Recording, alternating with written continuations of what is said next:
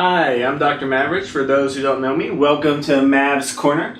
Today we're going to talk about optional vaccines, or what we also call lifestyle vaccines. And what I mean by that are, these are vaccines that I talk to owners about the lifestyle they're living with their pet, and we talk about the different bacteria or viruses we're vaccinated against or have the option to vaccinate against, and decide together whether or not this is a vaccine that makes sense for your pet individually. The Leptospirosis vaccine is another one that we talk about. So leptospirosis is shed by wildlife in their urine, okay? There's also multiple ways dogs will contract this, but typically we think of contaminated areas with urine.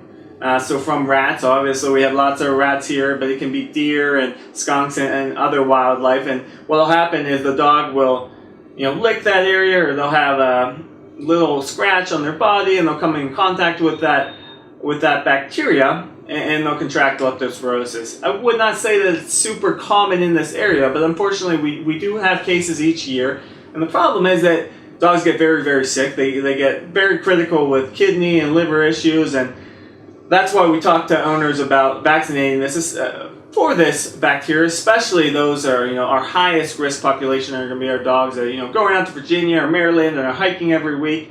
A huge population that's going to dog parks or Rock Creek Park. Those ones are at risk too. So definitely one that I talk to owners about. The last one that we're going to touch base on today is the Lyme vaccine. So Lyme, just like in humans, is transmitted by the tick. It's a bacteria that they transmit after biting our dogs, and in humans that's the same way as well, by biting us. The manifestation of tick-borne disease in dogs, or at least the main manifestation we see, is a little different than humans, and what we say is a leg-shifting lameness. So what happens is they tend to get an arthritis or an inflammation in their joints that will, why we call it leg shifting, is one day you might see that they're 100% limping only on one leg, and it's, let's say, their right front. Then the next day, that leg, they look great, but now they're limping on their back leg. So that's where the leg shifting comes in. They can also be lethargic. They can have a temperature. That's probably the most common manifestations that we see of Lyme disease, although it can be a little more complicated as well.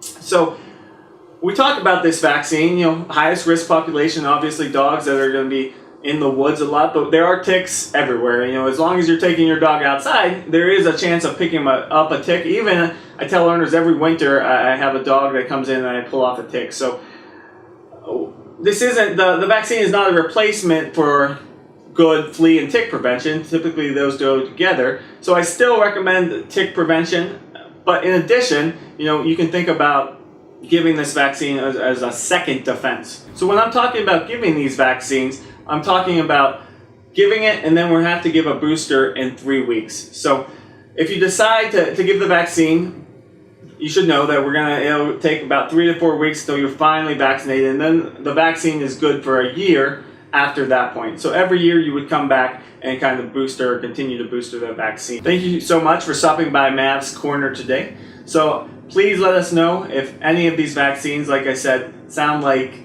would be a good fit for your dog because of their lifestyle. Please let us know. You can always call our office. If you want more information, you can also go to our website. So that's www.dupontvetclinic.com. We will have these videos up, but we also have kind of more information that you can kind of get a summary of some of these vaccines that we talked about today. It's been great being with you. Have a great weekend. Bye.